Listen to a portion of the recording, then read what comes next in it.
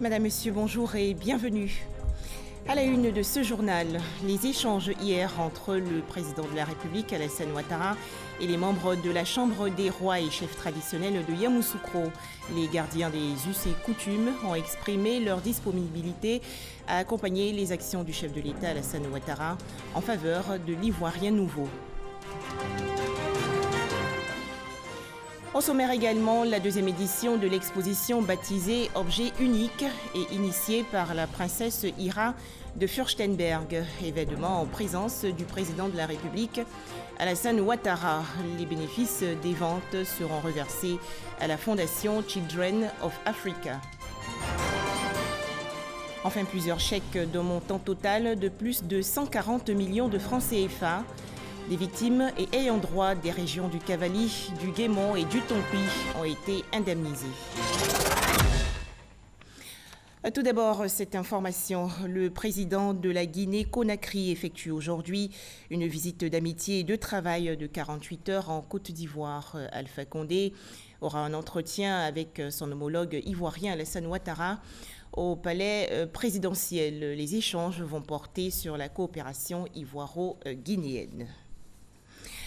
Plusieurs mesures prises hier lors du Conseil des ministres extraordinaire tenu à Yamoussoukro, dans la région centre du pays, et dirigé par le président de la République Alassane Ouattara. A noter également un projet de décret portant ratification d'un accord de prêt de montant de plus de 3 milliards de francs CFA entre l'État ivoirien et le Fonds africain du développement. Objectif, financer le projet d'appui à la gouvernance de la filière cacao afin d'assurer un meilleur revenu aux producteurs. Les explications de Awa Touré.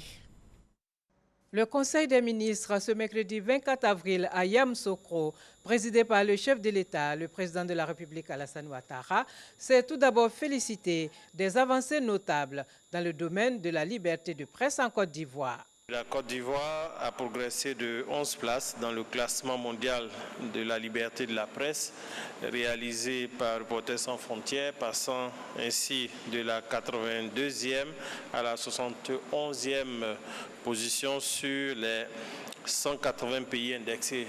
Nous nous félicitons de cette progression et tenons à souligner qu'en Côte d'Ivoire, la liberté de la presse, liberté fondamentale qui repose sur la liberté d'opinion et la liberté d'expression constituent l'un de nos piliers essentiels. Le gouvernement qui entend améliorer la gouvernance dans la filière cacao a ratifié un accord de prêt entre la Côte d'Ivoire et la Banque africaine de développement. L'objectif global de ce projet est de renforcer la gouvernance de la filière cacao afin d'assurer des revenus importants aux producteurs. Il permettra plus spécifiquement de renforcer les capacités des structures en charge de la gestion de la filière cacao. La fluidité du transport urbain est également une priorité du gouvernement avec la réalisation du pont Yopougon-Plateau. Ce financement important permettra de réaliser le pont Yopougon-Plateau, dit quatrième pont, de libérer les emprises du pont et d'aménager des voies structurantes pour renforcer les fonctions urbaines du district d'Abidjan. Il permettra également d'améliorer la qualité de vie et faciliter les activités économiques dans la capitale économique. Le Conseil des ministres a par ailleurs autorisé la mise en œuvre de la nouvelle réglementation du permis de construire. Ce décret organise un dispositif innovant qui intègre la gestion du risque à la construction et l'usage dans l'instruction des demandes de permis de construire. Ce mécanisme qui capitalise les meilleures pratiques actuelles permettra d'anticiper les menaces et d'éliminer ou d'atténuer le facteur risque dans les processus de gestion des projets de construction. Une nouvelle étape dans la mise en œuvre du projet École obligatoire pour tous. Le gouvernement vient de lancer un concours exceptionnel de recrutement de 10 300 enseignants. Les concours se dérouleront en une phase unique d'admission définitive sur la base d'épreuves qui seront uniquement écrites. Ces épreuves se dérouleront à Abidjan, à Bengourou, Bouaké, Daloa, Gagnoa, Korogo, Man, Odiéné, San Pedro et Yamoussoukro pour le concours exceptionnel de recrutement d'instituteurs adjoints contractuels et à Abidjan uniquement pour les concours exceptionnels de recrutement de professeurs contractuels de collège et de professeurs contractuels de lycée. Les intéressés sont invités à s'inscrire numériquement sur le site internet de la Direction des examens et concours et physiquement par le dépôt des dossiers de candidature dans les directions régionales ou départementales du ministère de l'Éducation nationale, de l'enseignement technique et de la formation professionnelle. En vue d'accroître les capacités des tribunaux de première instance d'Abidjan et de Yopougon, le Conseil a décidé de la création de 112 nouveaux offices de notaires, portant ainsi le nombre d'offices de notaires de 251 à 363. Après le Conseil des ministres extraordinaire, le président de la République, Alassane Ouattara, a rencontré au siège de la Chambre nationale des rois et chefs traditionnels 251 chefs traditionnels venus de 108 départements du pays. Les rois et chefs traditionnels ont exprimé leur gratitude au chef de l'État pour la création de cette Chambre nationale des rois et chefs traditionnels. Ils ont également souligné leur disponibilité à accompagner le président de la République, Alassane Ouattara, dans la construction de l'Ivoirien nouveau. Le point avec Abiba Dambélé-Saoué. Une deuxième rencontre de suite avec les têtes couronnées en l'espace de 48 heures. Après les rois et chefs des régions des lagunes et des grands ponts, le président Alassane Ouattara rencontre cette fois la Chambre nationale des rois et chefs traditionnels au siège de l'institution à Yamoussoukro. Ce sont 251 gardiens de nos traditions, issus des 31 régions et des 108 départements du pays. Ils sont venus échanger pour l'occasion avec le chef de l'État, accompagné pour l'occasion du vice-président de la République, du Premier ministre et des membres du gouvernement sur les questions brûlantes du moment. Il s'agit notamment de l'évolution de la situation sociopolitique et surtout du maintien de la paix et de la stabilité du pays.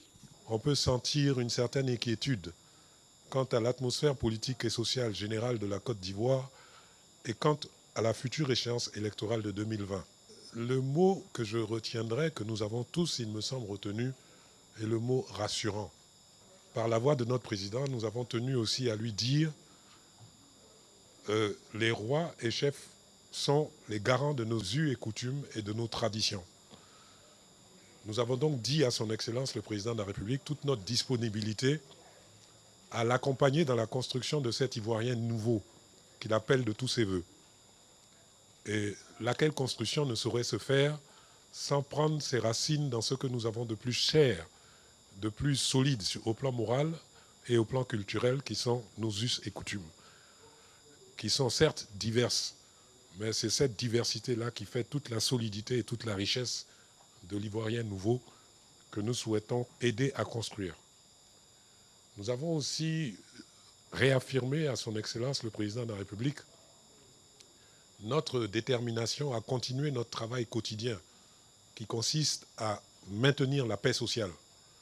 Tant il est vrai que tout effort de développement ne peut s'avérer efficace que si la paix sociale est maintenue. Et ce travail, nous y sommes rompus. Nous le remplissons quotidiennement tout au long de notre vie de chef. Nous avons donc marqué notre disponibilité à aussi accompagner le président de la République dans cette noble mission. Il nous a demandé à nous, les chefs, de jouer notre rôle de relais, de retourner vers les personnes dont nous sommes les représentants au sein de la Chambre et de leur transmettre ce message de réconfort, de quiétude, de paix qu'il nous a délivré et que nous allons nous employer à transmettre. Fort des assurances données par le président de la République, les rois et chefs traditionnels se sont engagés à soutenir l'État en toute initiative de nature à consolider la paix sociale. Sur ce terrain, la Chambre, elle se montre déjà active avec son ambition de créer la NAPSI, la Nouvelle Alliance des peuples de Côte d'Ivoire, un outil d'enracinement culturel présenté au chef de l'État par le président de la Chambre nationale des rois et chefs traditionnels, Nana Désiré Amontanoé. Convergence de vues donc entre l'exécutif et la Chambre nationale des rois et chefs traditionnels sur la nécessité de préserver la paix et l'unité nationale. Autre activité du chef de l'État Alassane Ouattara, l'inauguration il y a quelques jours de la 2e édition de l'exposition d'objets uniques de la princesse Ira de Fürstenberg. Ces objets d'art, notamment des sculptures en cristal et autres pierres précieuses, ont été mises en vente au cours de cet événement. À noter que les ressources tirées des différentes ventes seront reversées à la fondation Children of Africa, présidée par la première dame de Côte d'Ivoire, Dominique Ouattara. On en parle avec Jérôme Kofi Aboula. Le président de la République, Alassane Ouattara, à l'exposition des objets uniques ce mardi au Sofitel Hôtel Ivoire d'Abidjan. Aux côtés du chef de l'État, plusieurs autres personnalités, notamment le vice-président Daniel Kablan-Duncan et la première dame Dominique Ouattara. Cette exposition des objets uniques qui vise à soutenir les actions humanitaires de la Fondation Children of Africa est à l'actif de son Altesse, la princesse Ira de Fürstenberg. Je tiens à remercier chaleureusement son Excellence, M. Alassane Ouattara, président de la Côte d'Ivoire, pour sa présence. Merci encore, cher Dominique, ainsi qu'à toutes tes équipes pour ce travail important qui va aider les enfants dans son avenir de ce pays. C'est la 2e fois que la princesse Ira de Fürstenberg expose au profit de la Fondation Children of Africa. La présidente de cette fondation, la première dame Dominique Ouattara, reconnaissante, situe l'importance de cette cérémonie. En février 2015, la princesse Ira de Fürstenberg organisait, en tant que marraine de la Fondation Children of Africa, sa première exposition d'objets uniques en Côte d'Ivoire. À cette occasion, les œuvres d'art de sa création furent exposées et les bénéfices reversés à la Fondation pour soutenir nos actions en faveur des enfants démunis. Je tiens à préciser en quoi l'événement qui nous rassemble ce soir revêt une grande importance. Les bénéfices des ventes de cette seconde exposition seront reversés à la Fondation Children of Africa. En effet, les gains collectés serviront à acquérir le mobilier et l'équipement de la maison de vie de l'hôpital Mère-Enfant de Bingerville. La maison de vie de l'HME a été construite dans l'enceinte de l'hôpital et la construction nous a été généreusement offerte par la Fondation Lalla Salma du Maroc. Ce bâtiment, qui jouxte l'édifice principal, servira à accueillir les enfants, démunis pour la plupart, qui ont besoin de soins et qui ne nécessitent pas une hospitalisation, ainsi que leur maman. Elle compte 24 chambres de 2 lits chacune, soit un total de 48 lits, et inclut une salle de cours, une cantine, 2 salles de jeu et 6 salles administratives. Les objets exposés, uniques en leur genre, sont des sculptures en cristal de roche et pierres semi-précieuses. Il s'agit d'une exclusivité que le président de la République, Alassane Ouattara, et les autres visiteurs ont pu découvrir. D'une exposition à une autre, le chef de l'État est parti de la salle des fêtes du Sofitel Abidjan Hôtel Ivoire avec le même plaisir à la découverte, toujours dans l'enceinte de l'hôtel, d'autres œuvres exposées pour marquer les journées mémorielles internationales de la route de l'esclave organisées par les Bonis de Guyane. Un tout autre sujet à présent. Ils ont reçu des chèques de montant total de plus de 140 millions de francs CFA. Des victimes et ayants droit de 3 régions de l'ouest du pays, notamment le Cavali, le Guémon et le Tonkui, ont été indemnisés le 21 avril dernier à Duékoué et à Danané par la ministre de la Solidarité, de la Cohésion sociale et de la lutte contre la pauvreté, Mariatou Koné. Le point avec Ève Boué.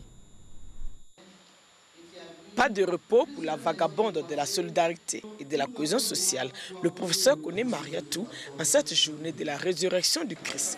À Duékoué, 92 victimes et ayant droit de victimes des crises survenues en Côte d'Ivoire reçoivent réparation. Un chèque d'1 million de francs CFA pour chacun des 82 ayant droit de victimes et pour les 10 blessés, un chèque de 150 000 francs CFA plus un bon de prise en charge médicale. Ces victimes et familles de victimes expriment leur reconnaissance. Avec ce chèque, je pense que ça ne peut pas tout compenser, ne peut pas tout réparer, mais au moins on a reçu quelque chose qui va vraiment nous soulager. Merci mon président de la République, bien sûr, parce que c'est l'un de ses projets. Je suis très content, parce qu'il y a longtemps, on est dedans à faire les dossiers, mais aujourd'hui, bon, nous appelons nous à satisfaire. La ministre de la Solidarité, de la cohésion sociale et de la lutte contre la pauvreté, saisit ce moment pour exhorter les victimes à faire attention aux arnaques de tout genre récurrentes dans la région du Gabon. Les problèmes propres à Diokoué, ce sont les problèmes de faux, usage de faux, les faux papiers. Et il y a beaucoup d'intermédiaires, des arnaqueurs qui profitent de la souffrance des victimes pour s'enrichir. Que les victimes arrêtent d'aller vers ces personnes, qu'elles s'adressent directement au ministère, qu'elles s'adressent directement au corps préfectoral. Le président de la République nous a instruit d'indemniser toutes les victimes des crises survenues en Côte d'Ivoire de 1990 jusqu'à 2011. Aucune victime ne restera en marge du processus. Après Diokoué, Cap Sud d'Anané, dans la région du Tonkpi, 62 personnes, dont 56 ayant droit et 6 blessés, reçoivent des chèques d'une valeur de 56 900 000 francs CFA. Je suis très contente parce que je sais qu'avec les 1 million, je peux m'organiser, je peux prendre mes enfants en charge. Je le faisais avant, mais c'est avec les miens. Mais je sais qu'avec ça, je peux maintenant avancer. Pour cette journée dans le Guémon et le Tonkpi, ce sont au total 154 victimes et ayant droit de victimes qui ont été indemnisées à hauteur de 140 400 000 francs CFA. À noter que le processus d'indemnisation en cours depuis 2015 ne concerne que les préjudices humains. Pour les 3248 décès de la crise post-électorale de 2010, la ministre Koné Mariatou soutient que 95% des familles ont été indemnisées. Kanga Nyanzé, dans le département de Tiassalé, ultime étape avant le départ des esclaves pour l'Europe ou l'Amérique. Les descendants d'esclaves guyanais d'origine ivoirienne ont visité récemment ce site. Ils prennent part ainsi à la première édition des Journées internationales de la route des esclaves, et cela jusqu'au 26 avril prochain. Les précisions de Serge Coléa.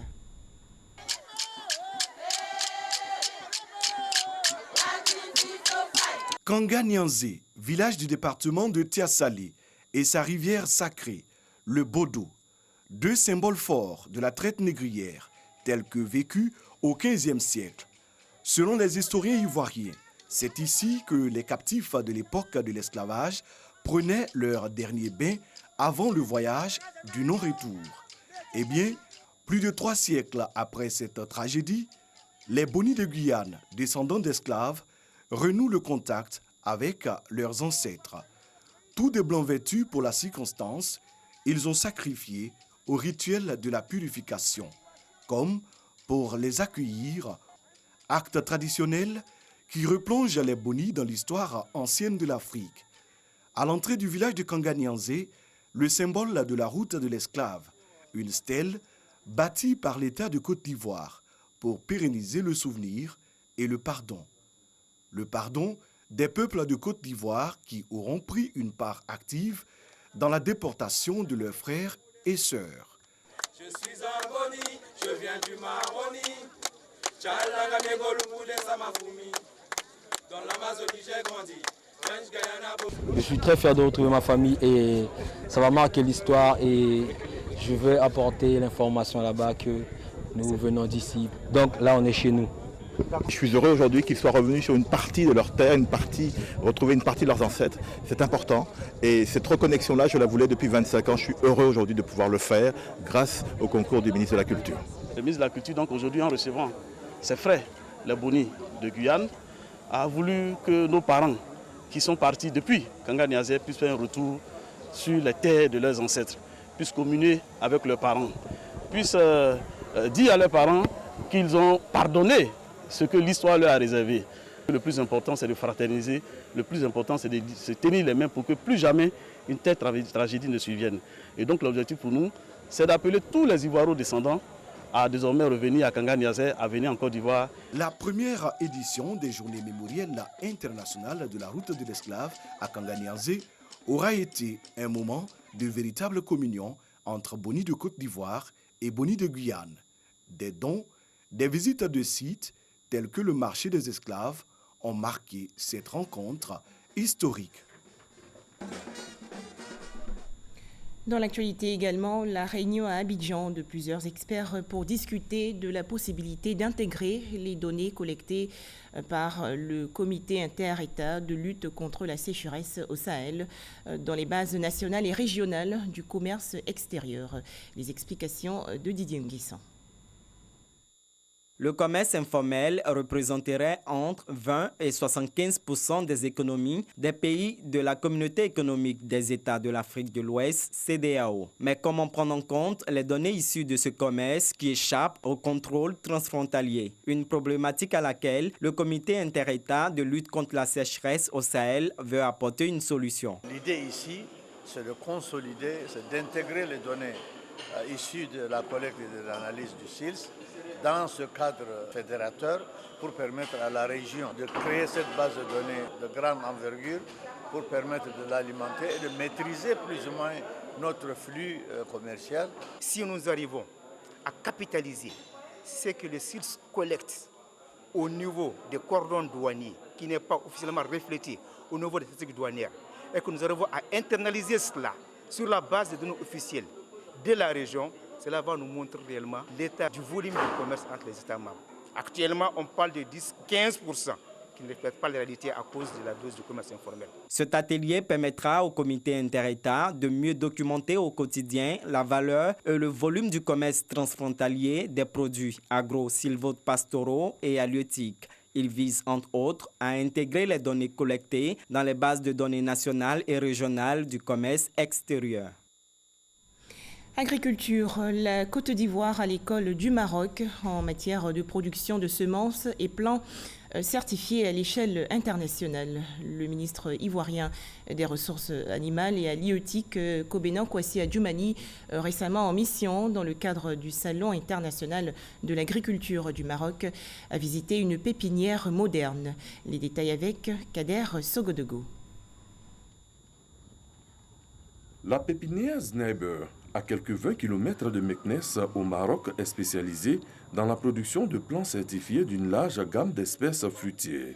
Un site que découvre une délégation ivoirienne conduite par le ministre des Ressources animales et halieutiques, Kobena Kwasi Adjoumani. Des pépinières certifiées à l'échelle internationale. Nous produisons ici quelques 4 à 5 millions de plants annuellement, dont 1 million, 1,5 million pour les agrumes, une grande partie pour les oliviers, que nous vendons ici, que nous exportons aussi un peu.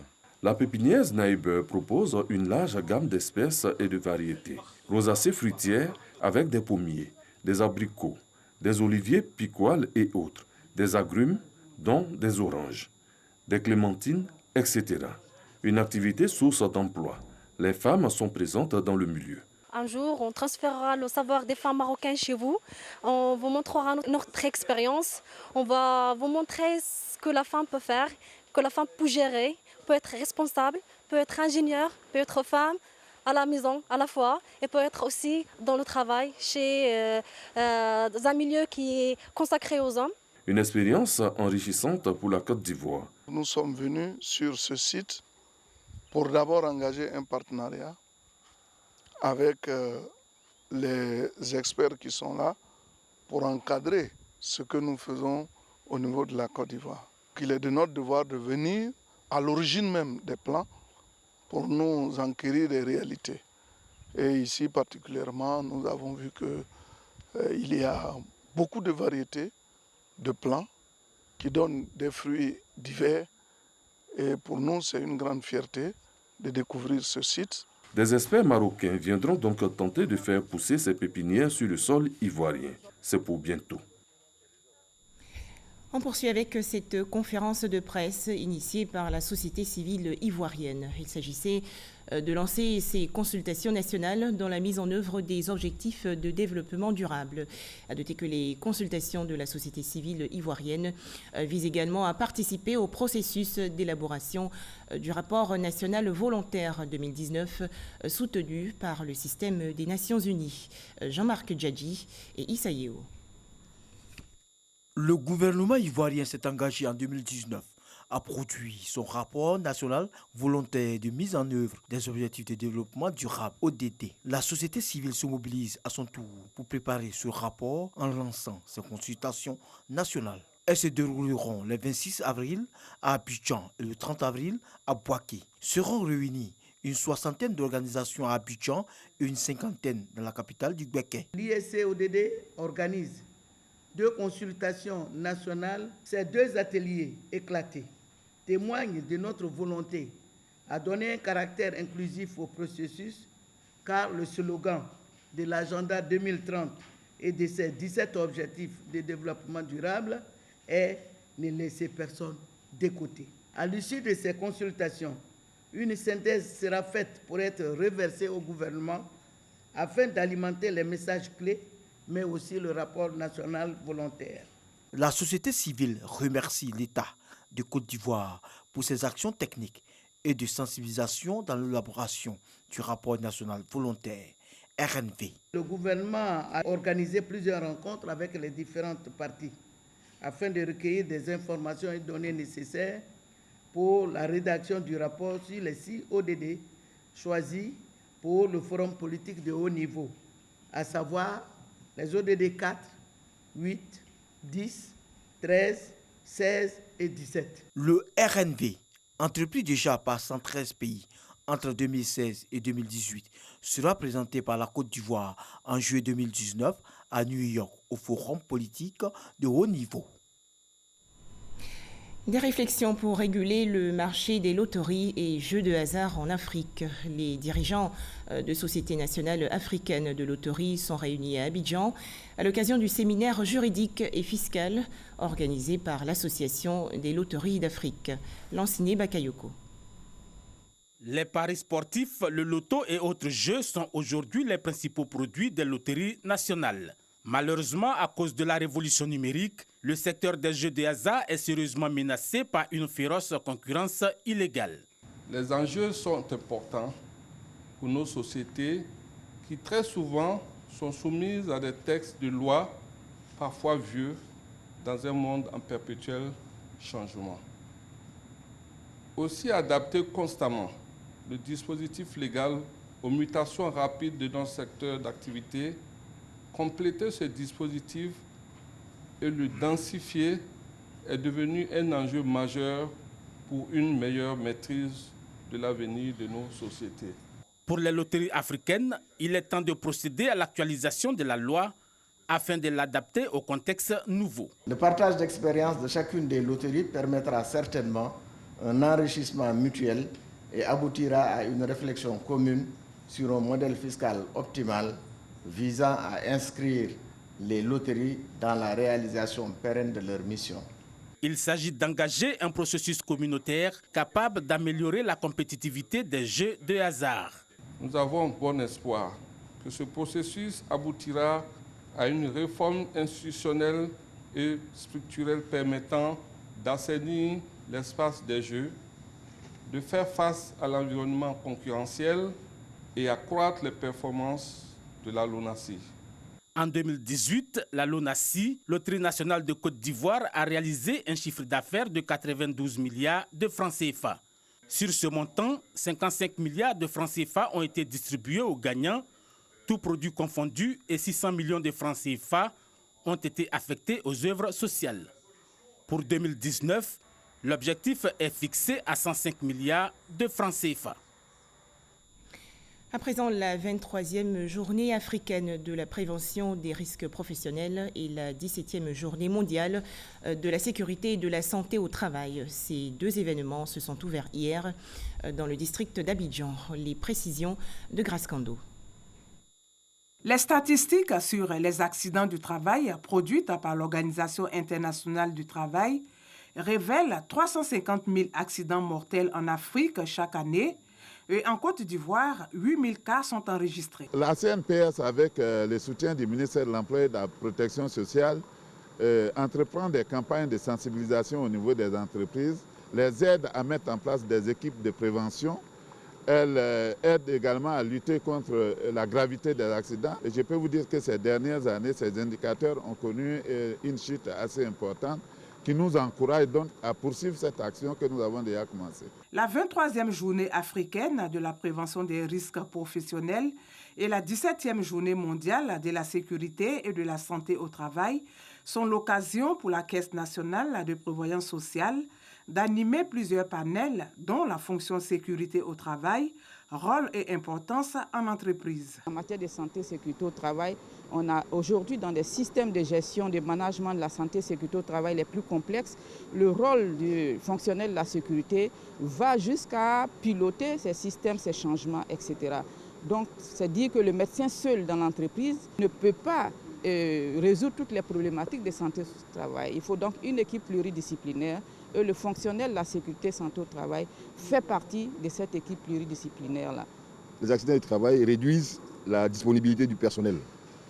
Réduisant la disponibilité du personnel, nécessairement, va induire des risques au niveau de la rentabilité ou de la productivité de l'entreprise. Et donc aujourd'hui, c'est de faire en sorte que ces ressources soient disponibles en faisant en sorte de mettre en place des actions de prévention suffisamment efficaces et durables pour faire en sorte que les collaborateurs soient également épanouis et qu'on puisse assurer le bien-être au travail. La Caisse nationale de prévoyance sociale prévoit des campagnes de sensibilisation sur les risques en entreprise dans les prochains jours. Voilà, plus d'informations sur notre site rti.ci. Merci de nous avoir suivis.